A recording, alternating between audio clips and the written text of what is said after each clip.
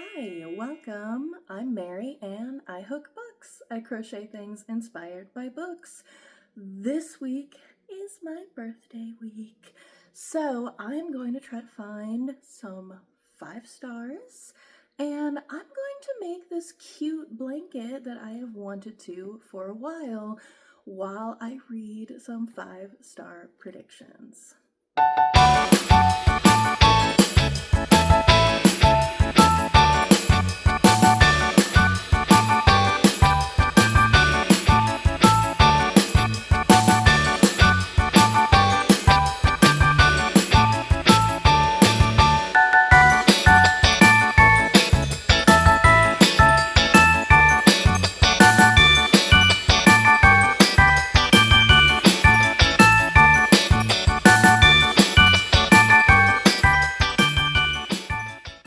I am so happy I already found an unexpected 5-star.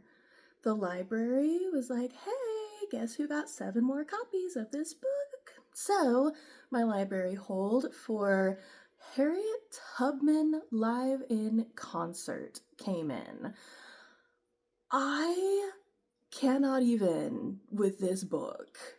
Like, I'm not crying, you're crying. It was just so heartfelt. I obviously cannot speak to the African American or Black or male part of who Bob the Drag Queen is and their experiences and the community as a whole, but I can identify with other parts, like secrets about yourself, being outed, being harmed by organized religion. So I loved that, and any self-referential work that I read, one of the biggest compliments I can ever give is that this person has done a lot of therapy. And this is a very good, reflective book. You can tell is very personal to this person, to Bob the Drag Queen. And it's using these historical figures because Harriet Tubman and Dale Carnegie and Cleopatra and a couple other like older historical figures all come back to life. Like Cleopatra's an Instagram model now.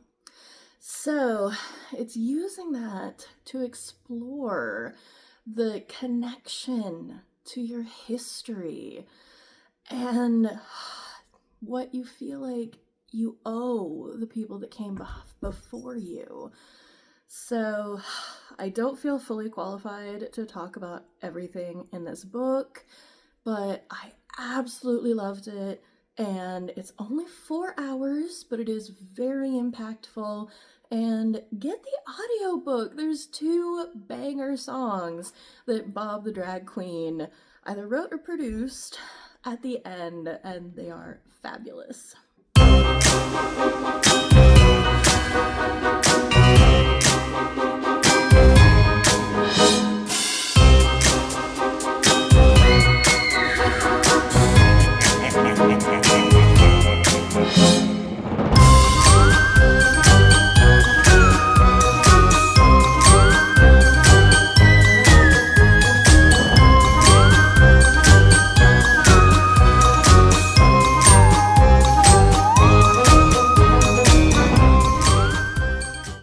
Apparently, sometimes lightning does strike twice. The sequel to A Clown in the Cornfield, A Clown in the Cornfield 2, Frendo Lives, is so good. This is a 5-star, and for one, it's a sequel, and that is very difficult. And also, horror is very hit or miss, but this was so good. I don't believe that this is YA. A lot of places classify it as YA because there's teenage protagonists, I think. But yeah, no, I would not necessarily keep a teenager from reading this, but this is not, in my opinion, YA horror. this is fairly adult. So it picks up a little over a year after the events of the first book, and Quinn is at college. Her friends are going to come visit her, but she's struggling at college because apparently the internet says that it was all a hoax, and they have all these documentaries and truther sites that they were actually the killers, not, teenagers running away from killers. And they're like, it's been over a year. If anything big was going to happen, it would have happened by now. Little do they know, they were waiting for Halloween.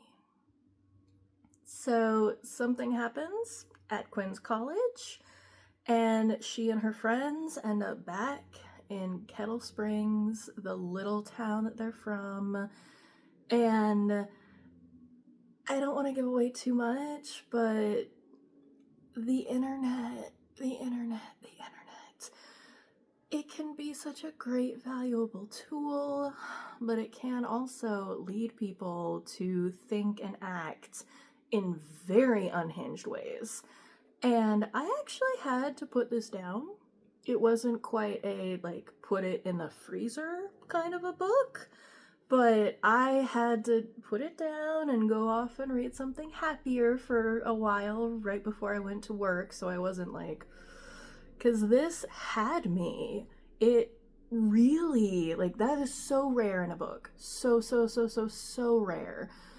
And my heart rate was getting up. I was holding my breath. I gasped at least once that I vividly remember. So that is amazing. If you can handle a little bit of gore, this is such a good series. 5 stars. In this crazy life we live, we all need someone to hold, a friend to light the way when the world starts to unfold. Through all the ups and downs, the highs and lows we share, we'll stick together, ride or die, let's show we really care. Sweep of the Heart is, I believe, number 5 in the Innkeeper Chronicles. There's a 0.5 in there somewhere, so I do get a little mixed up sometimes. This series is a surprise 5 stars. I didn't have high expectations for Ilona Andrews, and she has blown me out of the water. I love her character work. I love her world building. And in this, our male protagonist, Sean, his mentor, I guess, is kidnapped. And we have to figure out how to get him back. And in order to get what we need to get him back, the inn has to host a big spousal selection ceremony in order to get access. So, our sweet little inn in Red Deer, Texas becomes this intergalactic hub with 11 different alien species all coming together to vie to be the spouse of the leader of the Dominion. That's a lot. She does such a good job of making it accessible. Oftentimes when there's this much political stuff, I get lost, but Ilona Andrews does such a good job of just laying it out in a very understandable, clear way where I actually was able to keep track of the characters, 95% of the time. So, the spousal selection, they don't have to be the same gender or even the same species, because it's all about genetic engineering. So there's all these contests and different, almost like reality shows, to decide who's going to be the spouse. And It was a lot. That is one of the reasons it's not a 5-star, is there was just so much going on that it did drag a little bit in the middle. It's like a 4.5 probably, but overall I enjoyed this so much. If this is the last one in the series, I am rather annoyed that we did not get answers that we have been wondering about the entire series. We got some, but it seemed like it was building to another book where we would actually get our answers, but there hasn't been one published since I think 2023, so I'm really hoping this isn't the last book in the series, because if it is, I am very annoyed. So this one in particular is a 4.5. I think I've given 5s, 4.5s, 4.75s, but like I said, the series overall, so good, 5 stars.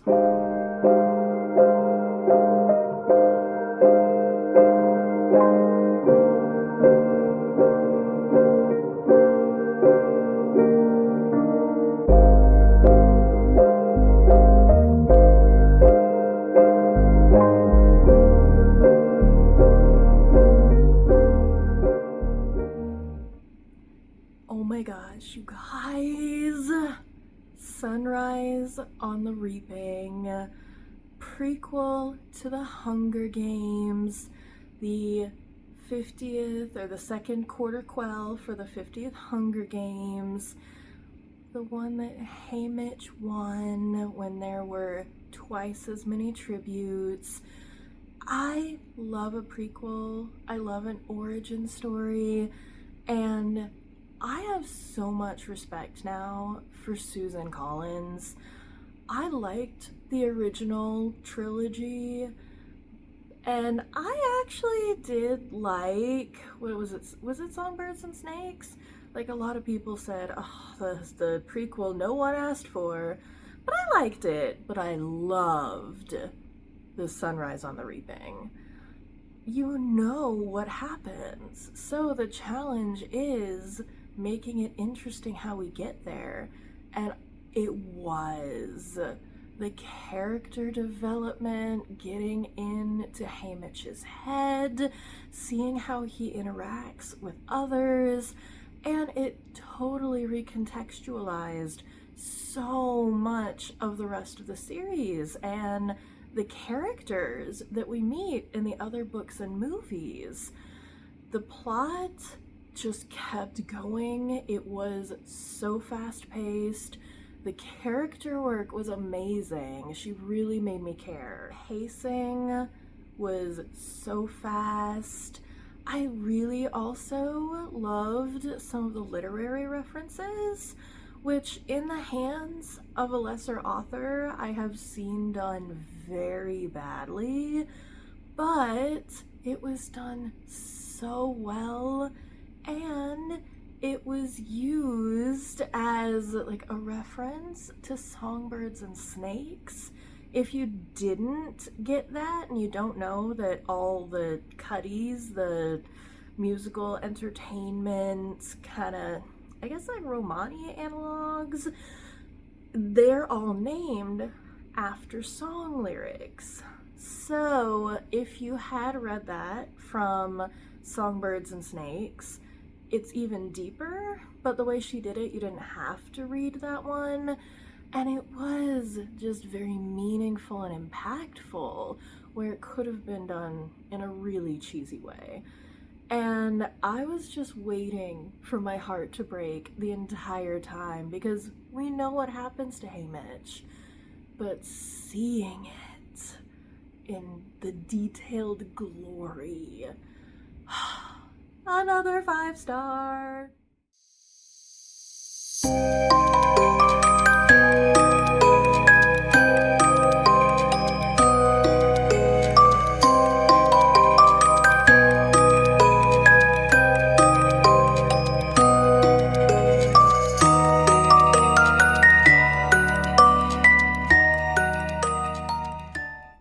Undeading Bells is the 6th book in the utterly uninteresting unadventures of Fred the Vampire Accountant.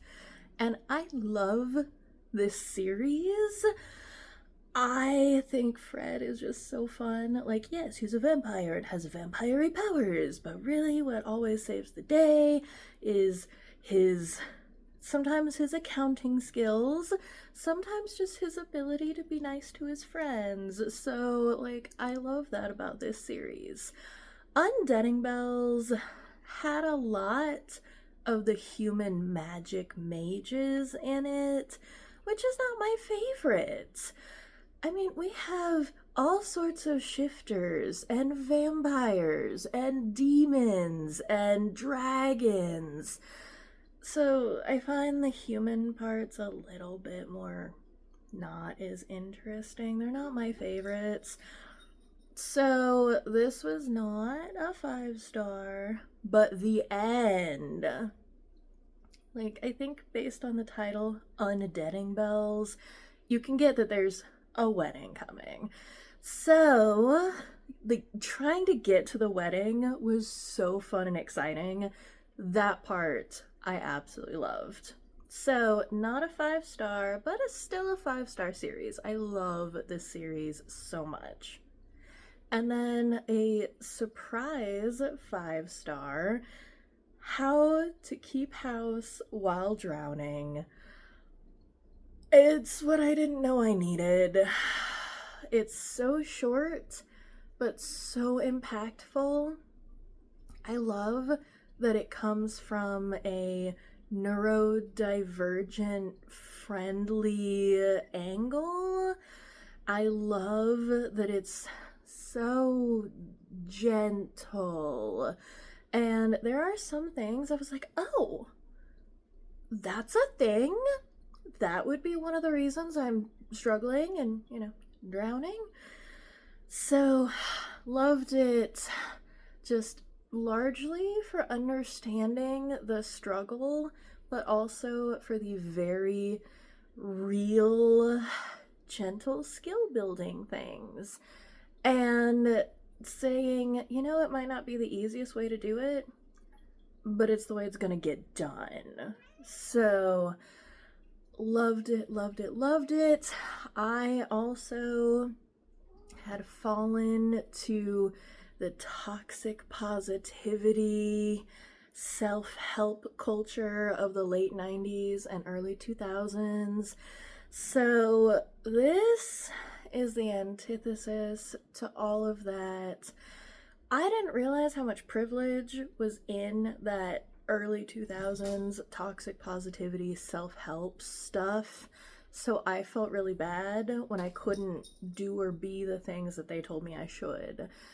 And this says, yeah, you can be where you are and it's okay. And it is so amazing. Love it. If you never read any other self-help book, I would read this one. I think it is utterly amazing.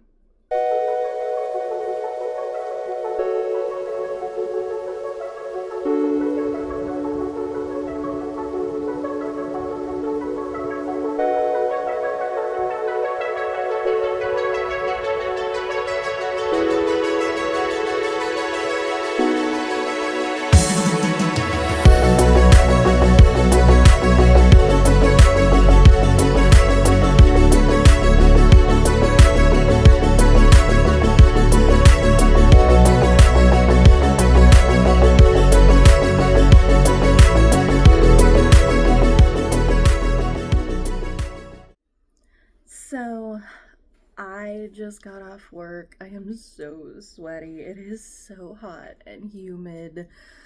But I finished A Scammer Darkly, and oh my goodness. So, Rex Nihilo is a space captain scammer, basically. He gets into all sorts of trouble doing get-rich-quick schemes, and his robot, Sasha, is always there for him, except when she accidentally has an original thought, and then she has a governor module type thing that will shut her down for a while, because sentient robots were outlawed. So she will just shut down when she has an original thought, which, not the most convenient thing in the world. And A Scammer Darkly is, I think, the 5th one in this series. This is one of my favorites, for sure. And I kind of am a little bit of a Philip K. Dick nerd. I loved his short stories, and in this Scammer Darkly, obviously they reference A Scanner Darkly. We can remember it for you wholesale. Minority Report, Time Out of Joint, Man in the High Castle. I'm sure there's a couple more, but it was really fun for me as I was listening, going, oh yeah, that's from Minority Report. Oh yeah, that's from this. So I loved that. It was so much fun. Just by itself, if you're not completely into Philip K. Dick, I think it is just a fun, goofy type science fiction, lighthearted adventure romp, but I loved it, gave it 5 stars, so happy. You wanna come be in the video? You wanna come be in the video? No, you just wanna get higher on your new cat tree.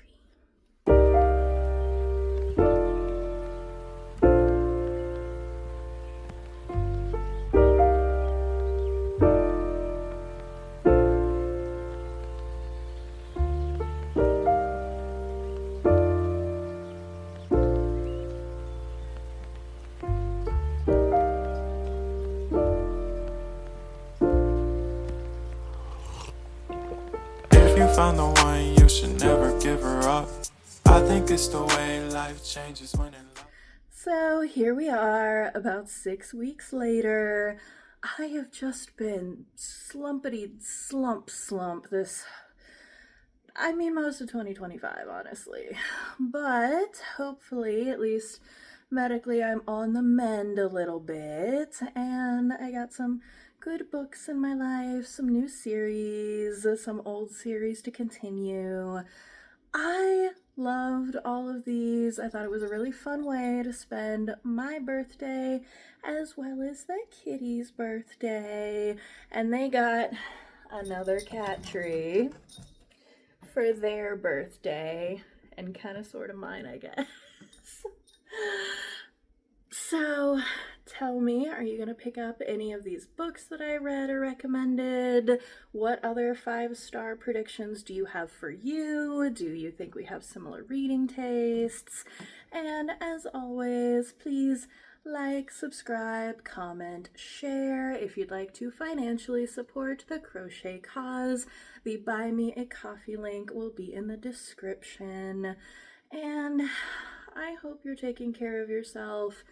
Go see a doctor, go get some exercise, eat a nutritious meal, go for a walk in the park, and always keep your shoulders back, your head up, and breathe.